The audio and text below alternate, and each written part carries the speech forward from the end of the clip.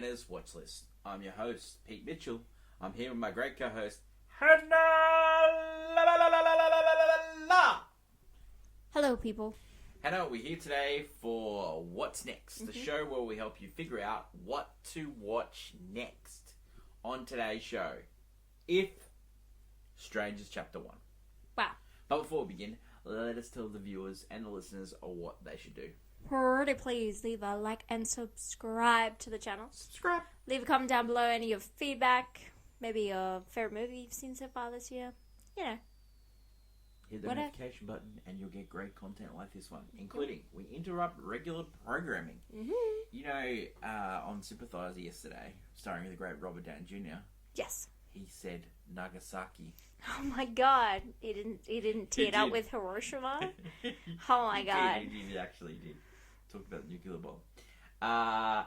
Also, we recap Sugar, which, man, that is what a trip. This week on the channel we have movie news, and we also have we have AFI Top 100, and we're doing a special episode. We're counting down the 25 movies. Yeah, so far, kind of like a recap, basically. Good recap. Yeah, great content. Let us get on to movie championship belt holder. For you, Hannah, it is Challenges, and for me, it is Civil War. Yes, it is. Good times. Do you have a Just Fine movie yet? I don't know. I think Argyle fits the case. Wow, and then a yeah, few others. that was bad. I figured about it, and then I remember it, and then I'm like, that movie we was sat bad. through that. There are some others probably, but you know what? it's up there. I'm gonna go Tarot. That was bad. That was really bad. That was really bad. Argyle, I stayed awake for the whole thing. Yeah. Okay. But yeah. Tarot, nope. Let's go. Showtime. Showtime. If. Yes. Directed, written, starring John Krasinski. Yeah. This movie is about a little girl that's going through a tough time. She's lost a mum, and her dad's going through some health difficulties. Yes. And then she starts seeing imaginary friends from all, different walks of life, I guess. Yeah. Other people's managing friends. Yeah. You know, they've forgotten imaginary friends. Yes. And she decides to help them. Yeah. Hannah, what did you think of this movie? This movie is a kids movie, family movie. Yeah. Made for adults. This movie, it's really weird. It has a weird tone, I find, that this movie is, because it's definitely a kids family movie, but I don't know if I don't think it appeals to the modern day kid audience, I guess, in a weird way. Yeah. This is similar, like, this movie in the vein, like, movies like recently, like La La Crocodile and stuff, where I feel like they appeal more to, not say an older kid, I'm saying like a grown adult who has kids, or just a grown adult who likes kids movie, like family movies. What if they're a grown adult in their 60s? Yeah. It's a weird vibes this movie has. It feels like, it doesn't feel like a cash grab, because this is... What about when we go home and there's just a stranger sitting on the couch watching La La Crocodile for the 50th time? Called our father. And pulls, and then turns it up all the way too. So everyone in the house can hear La La Crocodile. And our brother's convinced that it's not a crocodile, it's like an alligator. Yeah, well, it's a crocodile. Well, look, we can go into technicalities of the species of animal. But no, let's this... go back to If. Yeah, If feels weird. It feels like a movie made by, like... This is a movie that would have been made in, like, you know, the 80s. Yeah. Where it was an adult making a kids movie, but it had themes that would relate more to when you grow up. Yeah. Not when you're that young. Like, movies kind of... For me, it felt like a movie like Labyrinth or, like, The Neverending Story, where it's like as a kid, when you watch that, you're like, whoa. Haunting nightmares, and then when you grow up and you think back to those movies, the nostalgia and thing, you start to realize what those movies mean and why they impacted. And this movie has that vibe. Krasinski, this is his follow up to his movies, The Quiet Place. Yeah, this is spin off. What a spin off series! Good cast. Kaylee Fleming plays the B, who's the Elizabeth, who plays the main girl in it. she was young Rey in The Force Awakens. Then you got Ryan Reynolds.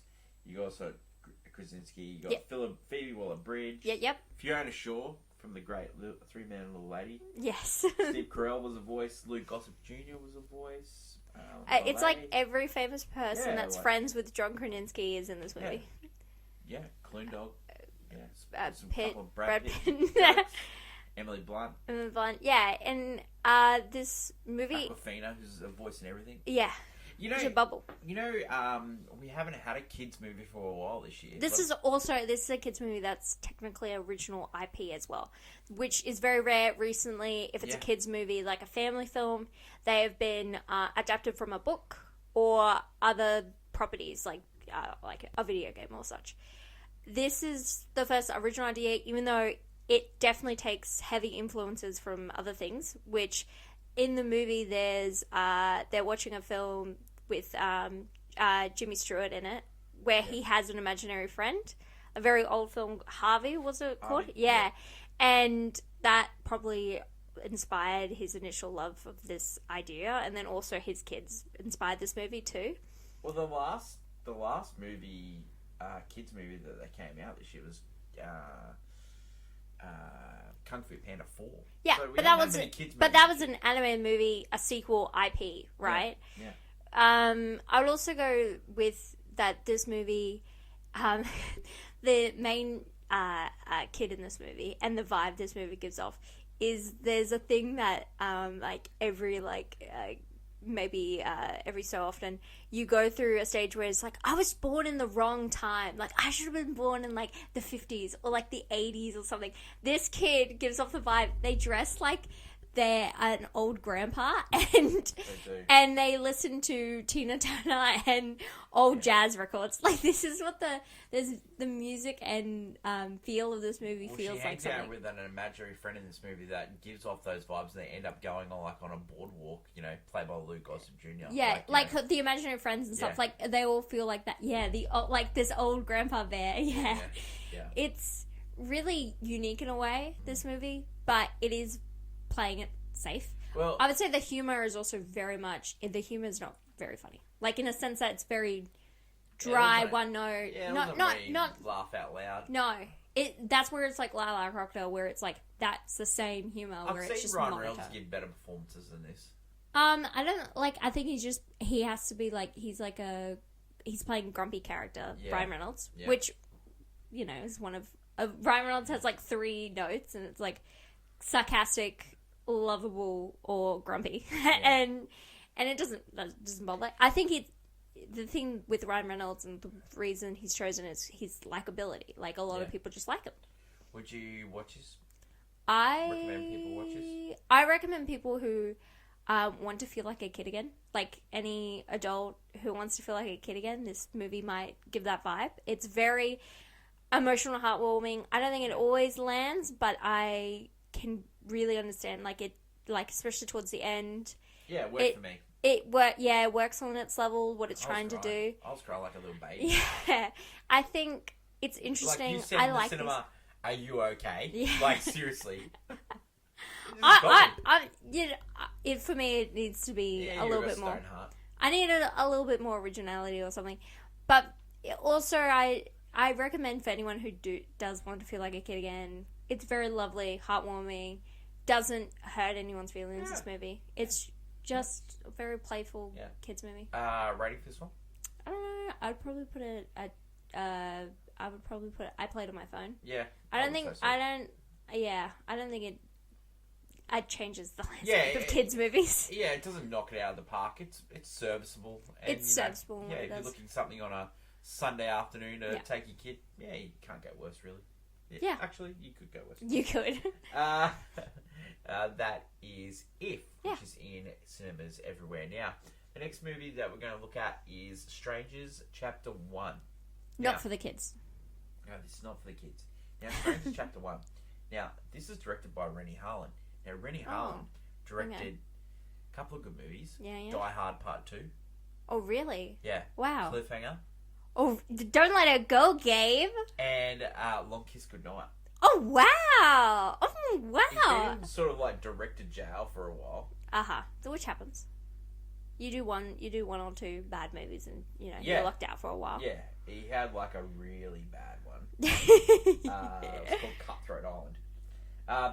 Okay. This one, there was a movie in 2008 called The Strangers, starring Scott Speedman. Oh, I Yeah, hear with someone's Tyler.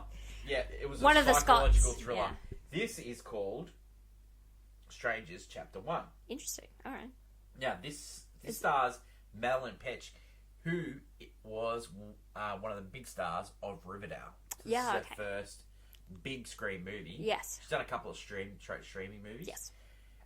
So the premise for this movie is, it starts off by saying that in America, every couple of seconds there's a crime committed, and then there's a violent crime committed, and then they say, by the way you've looked at this start of this movie, 7 crimes have been committed of violent nature. Okay, one of those. And then they go, this is one of those stories.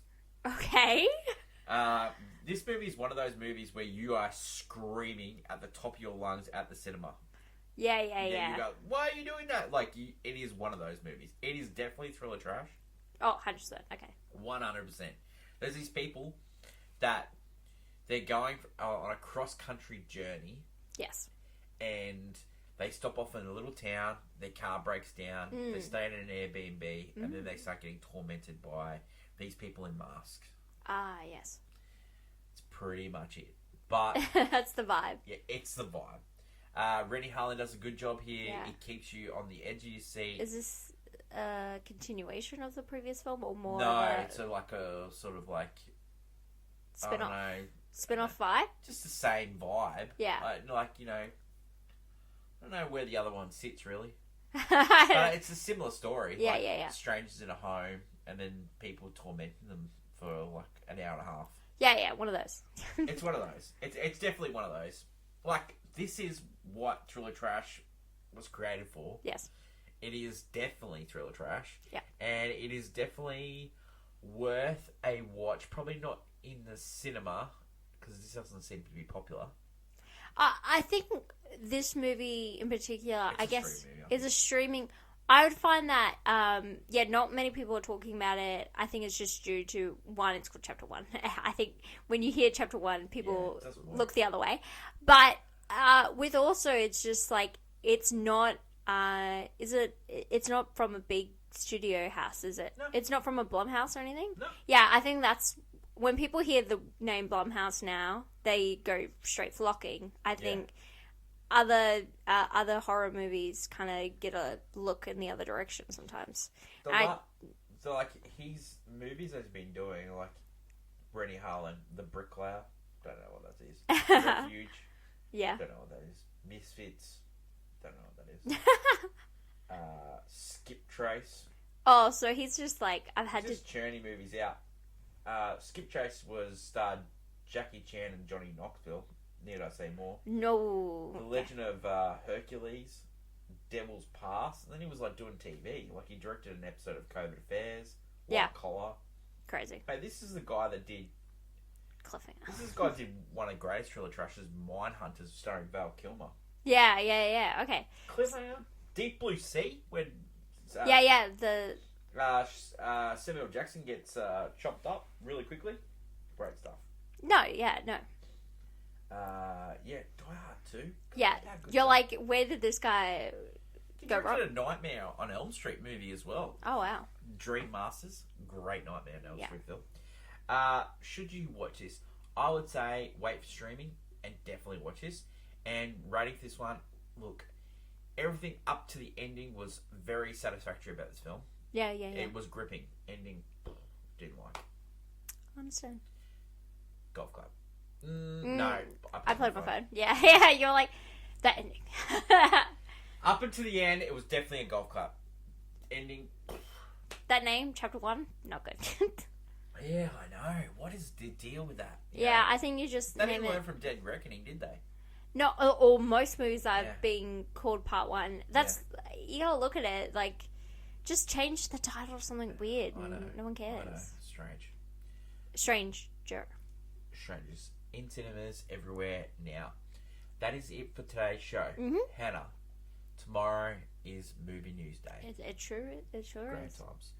Some clickbait headlines, and we'll preview what we're watching in the cinemas. Yes. Don't forget, this Friday, AFI, it's a recap of the 25 movies that we have watched so far. Yes. So far. So That is my lovely co-host, Hannah. I'm Peter. Until tomorrow when we catch up for movie news, long live cinema. It's bye for now. Bye.